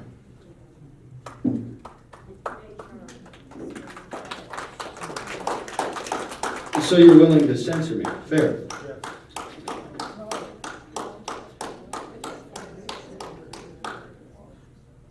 I will start. The chapter list does seem to reflect the summary of the book. I would point out a few things about the chapter list before we go over. Relationshiping comes after chapters, safe for sex, birth control, consent, communication, sex exploration, and kink. In Lacey's mind, these things are all more important than actual relationships. But the relationship should come before the sex. It doesn't matter how educated you are. You can't learn who someone is through sex with them. The very idea that relationshiping is some abstract concept less important than the intercourse itself is a misappropriation of the facts, only possible through inexperience or malicious intent. Then the book goes on to talk about sexual identity and gender identity, masturbation, sex toys, and your sexual debut. Contained in those chapters are references to things like BDSM, which Terry Leslie has indicated is a topic she can't figure out is appropriate for teenagers. Now, all these things are being presented by a sex educator who wrote what she did without a degree in human biology or psychology or sexuality or anything remotely related to the topic. Her credentials are legal studies and education. I've worked in legal studies and education. By the logic which gives Lacey's voice any gravity, I am every bit as much of an authority on this topic as she is. I'm just not as popular. Now, why don't you listen to what I've got to say? Oh, that's right, because this isn't about intellectual honesty, it's about pushing an agenda. Got it. In sex toys, it says we talk about vibrators then and now. What's your toy made of? Visiting the sex shop. Why would minors who haven't had time to develop sexual hang-ups be exploring information about sex toys to begin with? How can you say you reviewed this book and find it appropriate when it has a whole chapter designed to teach minors about sex toys? In what way do sex toys play an integral and necessary part in basic sex education? These are legitimate questions this chapter raises, and the unwillingness to reconsider the materials in light of these questions makes them even more damning. You know, you guys already know you're not going to vote in my favor before this, no matter what I say, and you just proved it by interrupting me. So I'm going to keep talking, and that's why. Because you've decided not to give us justice. You've decided to push your agenda.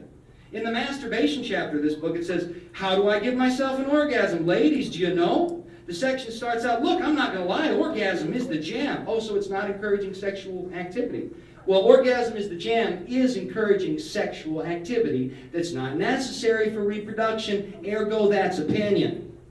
She goes on to describe the quality of orgasm as a perfectly legitimate self-pleasure. The idea here is that masturbation is good and healthy and sexuality explored as commodities are fine and dandy. That's not something to teach minors. It's not even true. If you masturbate regularly, you have a problem. Even if society says that's, yeah, and there's some people back there who got it. I looked at them, I knew. The Germans decided as a society, Jews weren't people. Didn't change the fact Jews were people and are people. You can decide as a society that masturbation is healthy. Doesn't change the fact it's perverse and gross. If you don't believe that, go rub one out and look in the mirror and tell me if you feel good about yourself. Next in the sex toys chapter is a segment on strap-ons. Under a picture of one, it says in all caps, the sex toy options, if you aren't a coward, shut up. The sex toy options and fun don't stop here. And then after that, it goes into the cleaning sex toys. So you're a coward, fair. Segment of the book, the cleaning toys segment of the book, in which context it legitimately tries to teach minors about strap-ons. There's no context where that's legitimate in polite society. There's a section on the book on butt sex. Butt sex is always unhealthy and unnecessary, anatomically speaking. There's nothing that should be taught about butt sex in public sex ed curricula. And those who are actually credentialed in medicine will be quick to point out that butt sex causes things like, anal tearing and bleeding. Then there's a section that starts out, if there's a God, she must have a sense of humor. That right there is prejudice against Christianity. You couldn't have a section about the love of bacon in a Muslim book. You can't even draw a picture of Muhammad without a terrorist attack. Yet you can take God and you can mock him in a book on our tax time in the nonfiction section to teenagers who don't know any better and say there's no agenda here, and then you approved it and read through it and don't have any trouble with it. That's an agenda. In the masturbation section of the book, it uses GREAT, G-R-E-A-T, as an acronym to encourage teenagers to masturbate. That's not medically or scientifically acceptable. In another section of the book, it equates that to which we are attracted with core sexual identity. Again, medically untrue. Later on, the book has a section titled How to Have It has a section titled How to Have a Healthy Relationship with Porn. That's an oxymoron. You can't have a healthy relationship with porn. Porn is unhealthy and encourages human trafficking. There is no porn without human trafficking. This book encourages human trafficking. So the other one. That's two books encouraging grooming and human trafficking among children that are minors, and you wonder why people in this community are mad about it. Let's see. It teaches people how to be physically addicted to themselves. Thank you, Mr. Bennett. There's a section on kink which goes over things. I've got a page left and I'm going to read it. There's a section on kink that goes over things like this in greater detail. There's a chapter that's whole cloth, opinion-based regarding gender, and it's not based in actual, repeatable, observable, demonstrable science, whatever. There's a glossary of terms where the author's opinions are applied to things like gender, non-conforming, queer, and gender fluid, a concept which in itself shows the entire charade to be nothing but a charade. A woman... Okay, go ahead and arrest me, excuse me. As a woman speaking before you, I can attest that gender fluidity is not legitimate. Mr. Bennett, we do have the some book questions. describes how to wrap body parts tightly with fabric to hide masculinity. That's not healthy for teenagers. We have questions for you. I've got half a page left and I'm going to read it. In the BDSM section, leather, corsets, heels, knee-high boots, rope, and piercing are also discussed. BDSM is presented neutrally as something that's sexually healthy. In what context is it appropriate to teach teenagers about bondage and sadomasochism? Practices outlined in the book related to BDSM include tying someone up with rope, hand holding someone down, hair pulling, blindfolding, spanking, flogging, whipping, role playing, biting, scratching, electrical stimulation. So we think that it's okay to teach teenagers how to incorporate electricity into their violent premarital gay sex.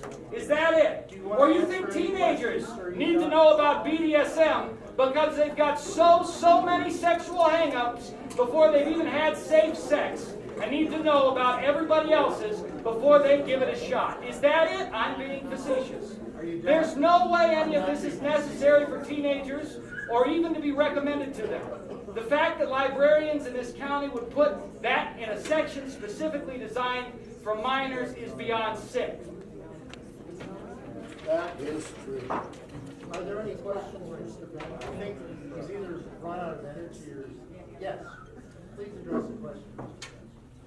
So in the section, healthy relationship with porn, I don't know, but I would assume, since you have to be 17 to see an R-rated movie, that you would have to be 18 to view porn online. I don't know, but it says to be sure and visit a website and buy porn from a reputable website. Wow. So, I'm not sure on the age of that, but I would assume that's encouraging some illegal activity there. That's what it looked like to me. I don't understand how I'm misinterpreting that. Do you, I think also, did you see the part on safer sexting? Oh, my goodness. And it said, make sure your face isn't in it, or any identifying features in the background or on your body. This will make it untraceable to you. That's illegal. That's causing children to commit crimes. Sex toys, it encourages them to visit the sex toy stores. I don't know, but I would think you have to be 18 to visit. That's So been my I'm just- understanding. Are you concerned about the underage activities that really these are adult activities? Absolutely, I'm so concerned. That's the whole point I'm here. I mean, she said in her reading of it that the book was intended for audiences 16 plus. Now, 17 is the R-rated movie, 18 is the porno. This book's in the library where teenagers, whether or not they have a library card, are going to go look Are at there that any book. more questions for Mr. I hadn't Bennett? finished, Mr. Anderson. Oh, I'm sorry. Oh, I forgive you. So this library has a section with books that are promoted to teenagers where they can look at them without any oversight, whatever, and read that if they're going to sex, they need to avoid showing their face, and that perhaps they should look for reputable pornography. Pornography does not happen without human trafficking. This is disturbing. This book needs to be put in the adult section or removed. Are there any other questions for Mr. Bennett? I have one comment. So for a couple of these books, you want to give us a monologue and supposedly change our hearts and minds to your thinking. No. What I want to do is show to them and to the recording I'm making here, which I'm sending to Mass Resistance, that this body of board members and leaders is biased. Well, I think if you want to educate the board, it would be Well- for you to put something in writing in front of us to review. The problem is, I understand The that references, because you can find any side to anything, whether it's true or false, on the internet. And we've cited many, many sources. We have no idea if it's true or false, or where the information came from. And I think if you really wanted us to have the information, for you to sit up there and do a monologue for 45 minutes, we stop listening. Nobody can concentrate that long. excuse me, but for the last year, we've been coming in giving you that information, and you have expressly ignored it. That's the problem. We know that this body of leadership, except for Mandy, will not vote to remove these books, and that's the problem. And what you're doing today is not helping. Well, Holly's not here. And if Holly's not here, some of y'all might not be here either. We got $41,750 in funding for the youth section and a roof that needs to be fixed. There are a lot of funding issues at this library. Maybe they'll come through them this year. Maybe they won't. But you know what? We're not going to stop fighting because this is unreasonable. This is unconscionable. This is unnecessary. Public comment section is later. Can I get a motion to, do we have a motion? Yes, we need to vote. Okay. Either, she seconded, I think I moved, one of the All right. Sensing you're ready to vote, all in favor of granting the appeal, say aye. Aye. All those opposed to granting the appeal, say aye. Aye. Okay, the appeal is denied.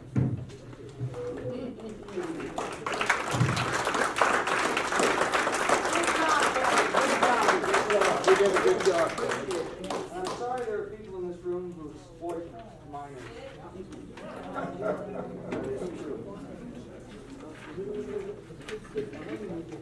Okay.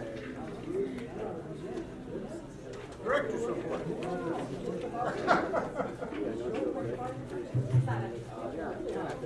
That was just, well, that is great. Okay, so just a few highlights from the director's report to talk about here. We have some notary training set up with the Secretary of State on March 3rd. Several staff will attend that. We have a children's section training in Buffalo on May 5th and 6th. Darcy, Becky, and perhaps some other youth services staff to attend. Our staff in service is March 18th. All staff are to attend. It will be off-site. The library will be closed. Is there any board member that would be available on that day to hand out Years of Service Awards? What day? Friday, March 18th. I, You are? Okay. I'll remind you via email. Thank you, Monica. and it's, It's actually at Gillette College Tech Center. okay.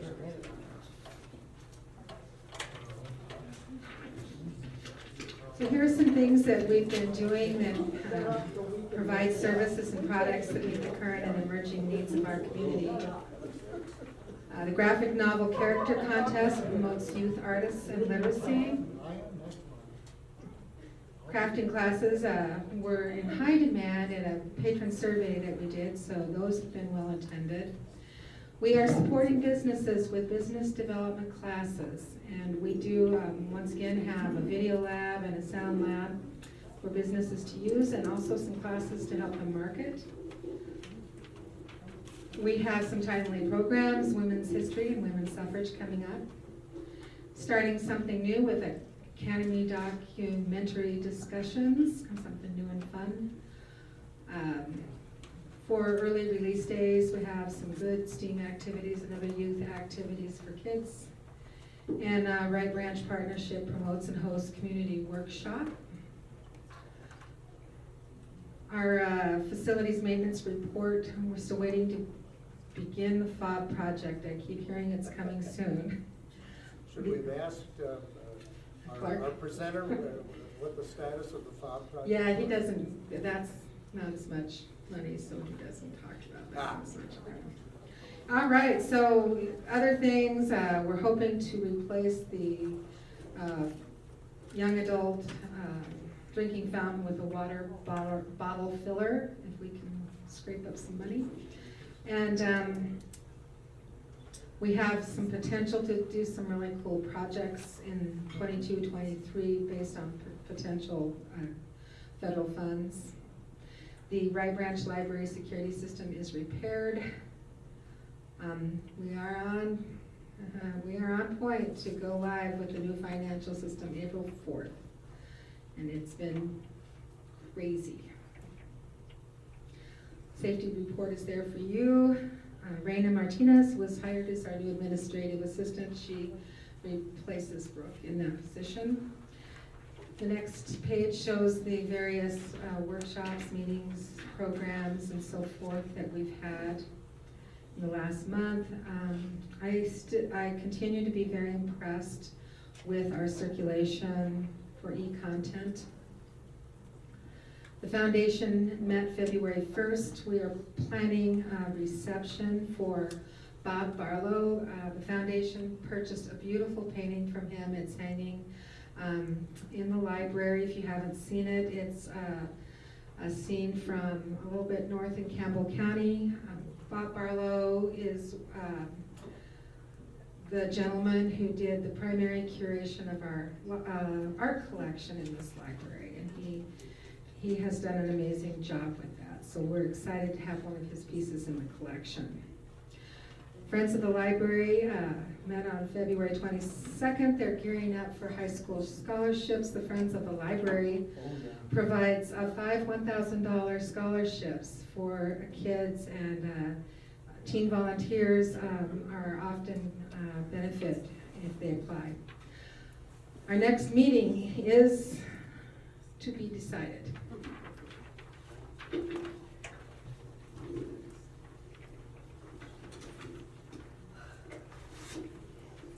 Okay. Timer ready to go?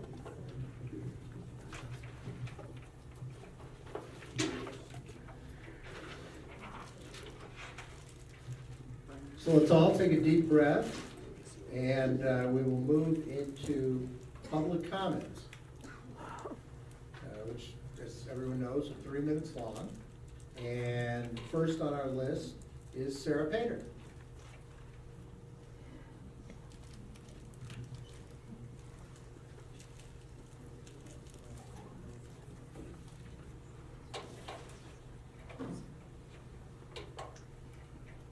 Sarah Painter. Thank you for letting me voice my opinion. I am requesting that you remove Terry Leslie as director of the library or force her resignation for repeatedly being dishonest with the citizens of Campbell County. In July of 2021, the news media quoted her as saying, "We go through a multitude of steps to select materials that have been reviewed and are authentic and get them into our collection," Leslie said. Then, as books were contested in September, she claimed that she did not know the content of the books, which statement was false. Did she go through a multitude of steps to select those materials for kids, or did she distribute that material for kids without knowing what the content included? Later on, it became apparent she did know what the material was and had chosen it deliberately. When you cannot trust the words of a public employee who is in a position of power, such as a library director, that person needs to be replaced.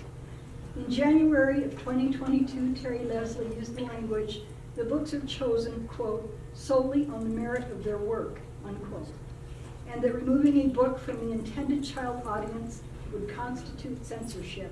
During that same meeting, she stated that the presence of the books in the kids section does not constitute endorsement of the material, which statement was false. If it was chosen on the merit of the work, it was endorsed by the person who made that decision. Multiple credible sources report that a hostile work environment has been created for library employees who do not vocally support distributing these contested materials to children. The ALA says behavior based on disapproval of ideas is censorship. While her lips claim that her actions are based on opposition to censorship, Terry Leslie is allowing, if not fostering, censorship against her coworkers who do not agree with her. For these reasons, I am requesting that Terry Leslie be removed from her position and be replaced with a person who is honest and truthful to the public we serve. Thank you. Very well said. Okay, Cheryl Baumhoff.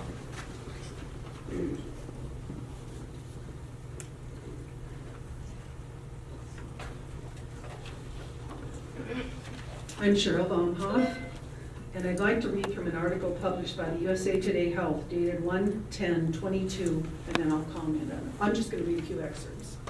Pedophilia is viewed as among the most horrifying social ills, but scientists who study the sexual disorder say it's also among the most misunderstood. I'm just going to read excerpts. I have a copy of this for each of you. One of the most significant findings is that scientists who study this disorder say pedophilia is determined in the womb, though environmental factors may influence whether someone acts on an urge to abuse. The evidence suggests it's inborn, it's neurological, says James Cantor, a clinical psychologist, sex researcher, and former editor-in-chief of Sexual Abuse, a journal of research and treatment. Pedophilia is the attraction to children, regardless of whether the person ever harms. This is not something that people choose. Michael Settle, forensic research director of the Royal Ottawa Healthcare Group in Canada, said, "There is more neuroscientific knowledge of pedophilia than ever before. MRI research is showing how sexual interests develop in the brain. I think as a field, we've accepted the idea that this is not something people choose," he said. Settle said pedophilia is something people are born with or at least have a predisposition to. Okay.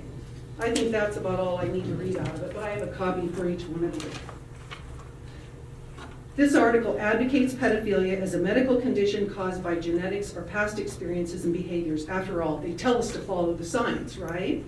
My question for you is this. Now that elements of the medical profession have declared this as a medical condition, and an inherited one at that, should we now expect to see books in our library promoted by the ALA explaining and advocating pedophilia as an accepted practice? The slippery slope of accepting and promoting abhorrent sexually deviant behavior is taking our young people to the depths of depravity, and we've been going down this path for a long, long time. I surely hope you'll put an immediate stop to the normalization and indoctrination of our children in sexually deviant behaviors. Will you immediately move or remove these books promoting this type of material to minors? And I'm just putting this out there to preempt these type of books because I'm guessing they're next on the list. That's what the ALA is going to be putting out next, is an acceptance of pedophilia. We already have a snippet of it in this library right now. Thank you. And I do have a copy of this for each one of you. It's a very interesting article that I'm going to pass so I'd like you to read it. Because once it's medical, follow the science, right?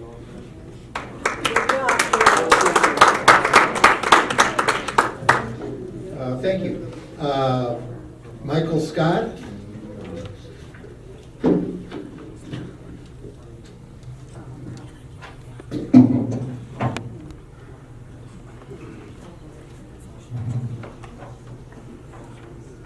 Hi, my name is Michael Scott. I was born and raised here in Gillette. In fact, I went to school with Kevin. I am a mother to 2 young children, 2 and 4 years old. And as you can probably tell, I don't typically come and speak at these things, so the fact that I'm here shows that it's very important to our family. I'm here to support intellectual freedom. I am the filter for how my children view and understand the world around them. I do not want or need anyone else to act as gatekeeper for what my children can learn. No group has the right to deny our community the freedom to read and learn. I want our library to uphold intellectual freedom in the First Amendment. Giving this up would be a steep price to pay just to avoid the discomfort of a small group of people. I support our library. Thank you. Thank you.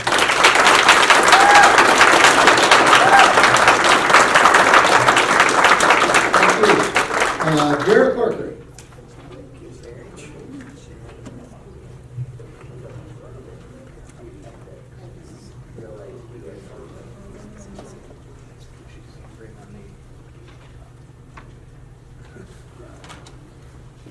Again, my name is Derek Corkery.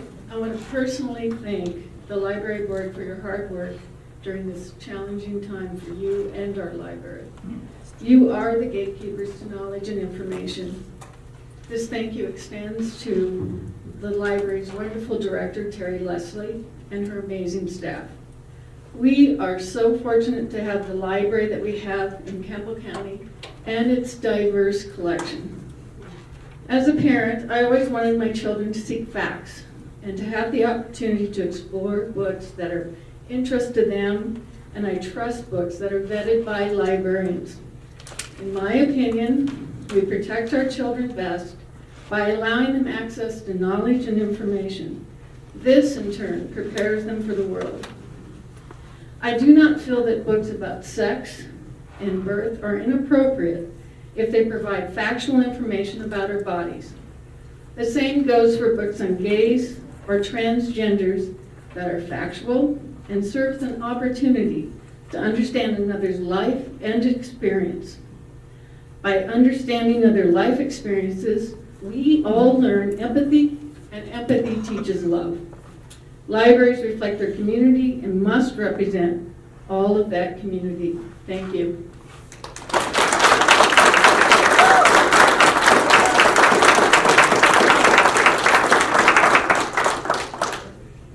Okay, our next speaker is Patricia Veston? Birch. Birch. Birch. Oh, okay. B-E-R-G-C. Yep. The T threw me off.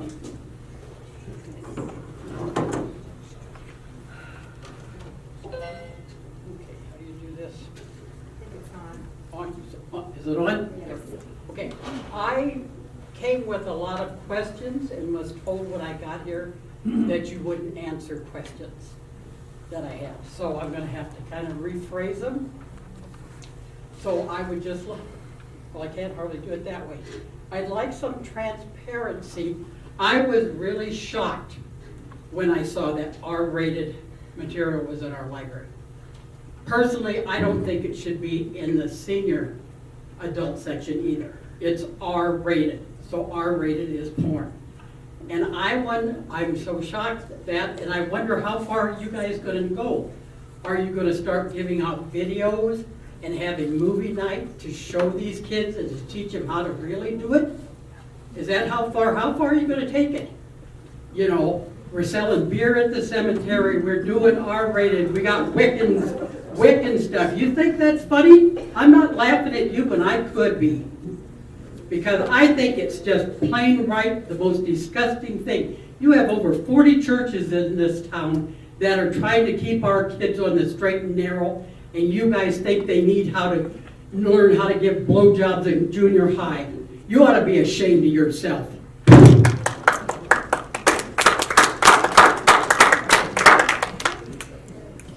Cliff Dyson. Easy. I'd like to thank the board for their patience and tolerance. And Mrs. Leslie,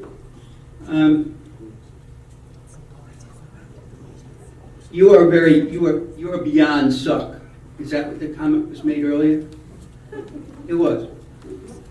And I'm not here to deceive you. I'm not here to, as a token. And I'm not here to disturb you. Okay?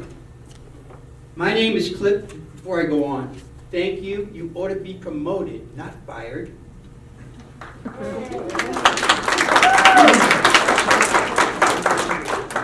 My name's Cliff Niesel. I've been in Gillette for about 40 years.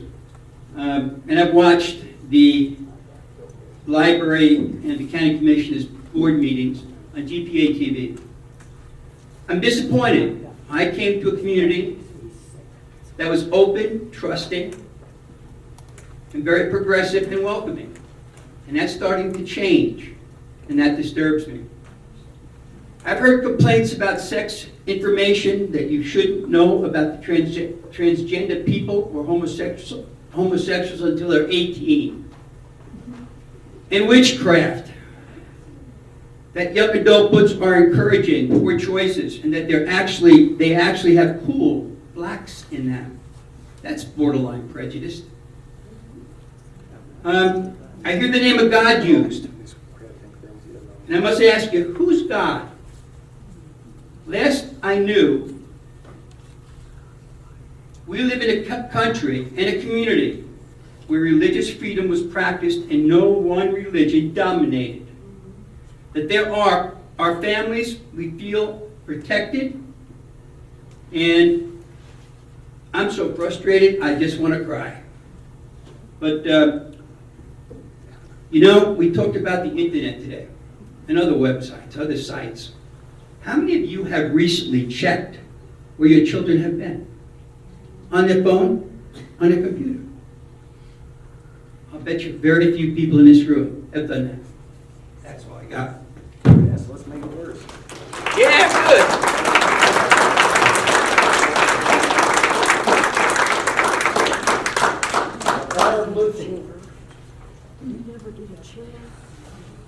It is what it is. Hi, my name is Barbara Luthi, and I just have a few comments. I've done a little bit of research on statutes and the policy. A couple of observations. This policy is huge. It's 103 pages. I hope it's online. I'm not sure if it is, because you quote from the policy, so it should be online for everyone to take a look at. And in just looking at the policy, the latest revisions were done in 2019. Of course, were adopted by the board. And no, we don't promote equity of outcome. We promote equality of opportunity.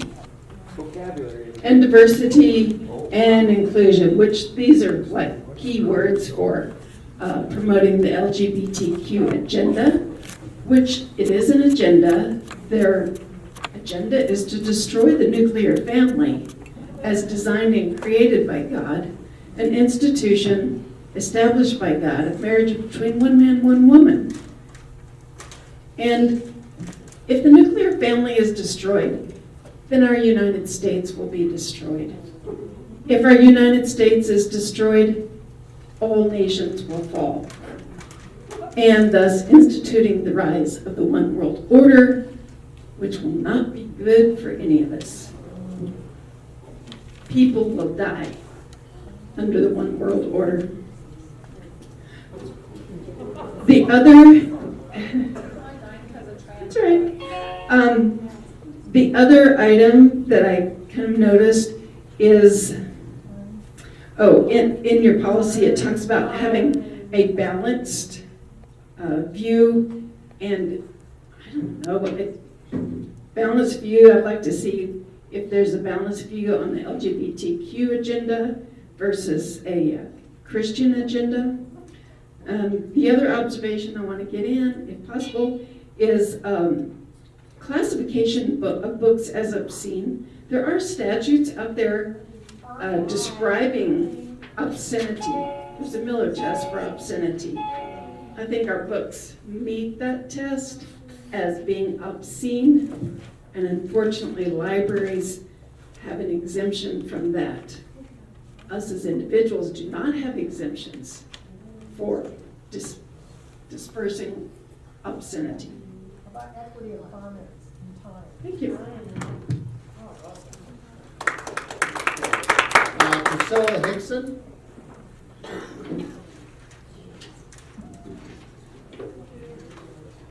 Okay, my name is Priscilla Hickson, and I have changed what I was going to say here. Are there any minors here? Okay. You know, I worked at the library, and I worked at the library for a lot of my life, but okay. I worked a couple of rounds at the fair last year when we had a booth, and I find that most people are against censorship, which I'm against censorship too. The reason I'm wearing this button is because one of the most censored books over the entire centuries is the Bible, and I do read the Bible. So anyhow, I have a section to read out of, also at the fair, when I would show people what's actually the words in some of these books, they would switch to my side and think, we can't allow this. So I'm here to share with you a couple of paragraphs from All Boys Aren't Blue by George Johnson. The book it says it's for 16 to 18-year-olds, but it's available for the 13-year-olds down there. So it is not in the correct, according to the book itself. The whole thing I knew was wrong, not because I was having sexual intercourse with a guy, but because you were with my family. I only did that for about 45 seconds before you had me stop. Then you got down on your knees and told me to close my eyes. That's when you began oral sex on me as well. It was the strangest feeling in the world. Unfortunately, I didn't have a handbook to learn sexuality as a queer boy. My crash course was happening right in front of me, and despite the guilt I was feeling, there was also a euphoria. Things were happening to me that I couldn't explain. You eventually got up off me and told me to come to the bathroom, that you wanted to show me one more thing. You turned on the light, closed the door, you began stroking yourself in front of me. I just stood there, nervous because I didn't know what was going to happen. You said, just keep watching, Matt. So I stood there and watched you for several minutes. Then you began to moan slightly. I took a step back because I didn't know what was about to happen, and then it did. You ejaculated into the toilet in front of me. I was very unaware of what sex involved at the time, primarily because I stayed away from it. So this is the kind of literature that we have in our library that's accessible to the 13-year-olds. And you know, my mom was a nurse. We talked about everything. There was nothing that we couldn't talk about. But to have this kind of material for 13-year-olds, I think is unacceptable. Karen Eberts?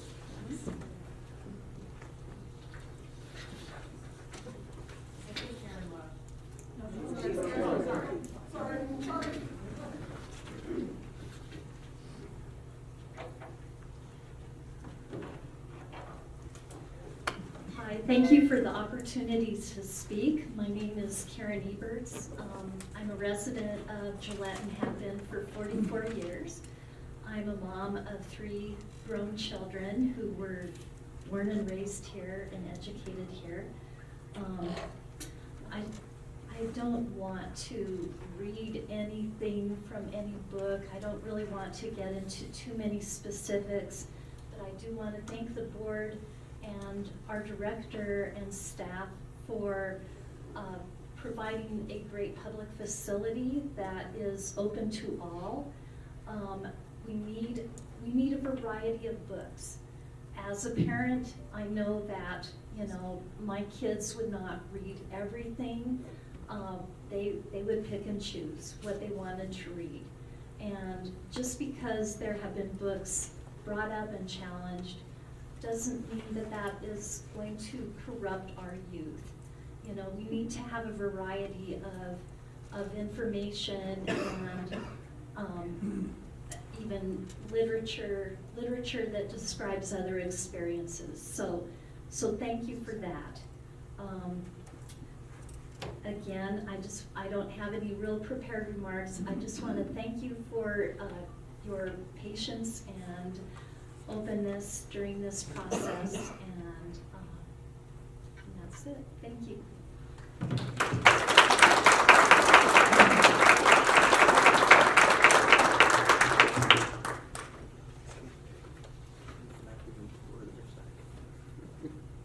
Okay, and to finish up tonight, we'll listen to Deb Proctor. Thank you, Charlie Anderson.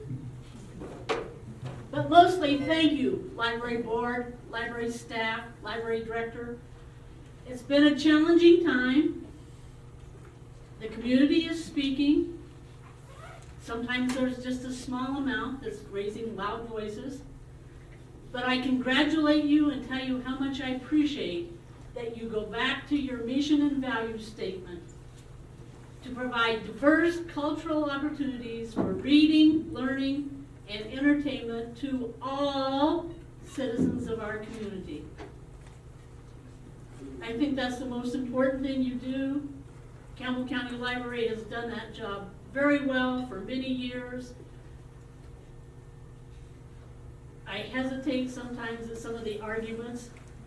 Today, when Kevin mentioned several times about the tax dollars, I just think to myself about what dollars people put into it, tax dollars. And for most of us, it's very few pennies. And I know that the materials that I believe in and want to read are very well provided for me.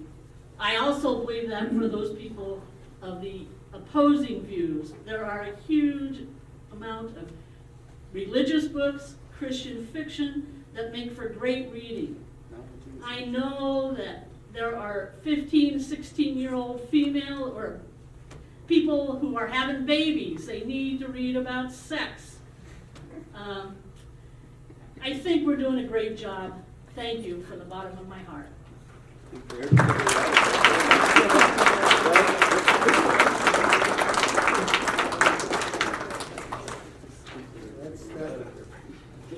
That's the end, brings us to the end of public comments. Can I get a motion to adjourn? Is there a second? All in favor? Aye. We're adjourned. Thank you for coming. My whole thing, that was less than 2 hours. Glad they could have.